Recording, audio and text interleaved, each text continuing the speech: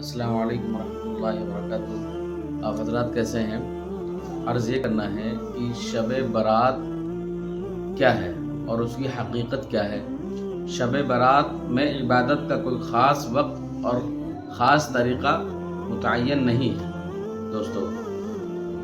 لوگوں کی من گڑت کہانیاں ہیں، اور کسی نے کہا ہے کہ شب برات کی رات میں پہلی رکعت میں یہ سورت اتنی بار پڑھی جائے، دوسری رکعت میں یہ سورت اتنی بار پڑھی جائے، اسی طریقے سے تیسری رکعت اور چوتھی رکعت میں اتنی سورت اتنی بار پڑھی جائے۔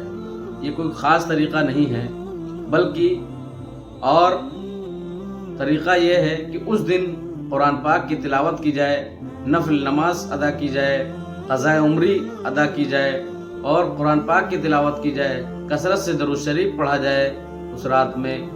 یہ عمل ضروری ہے، نہ کہ کوئی خاص طریقے سے عمل کیا جائے۔ السلام علیکم۔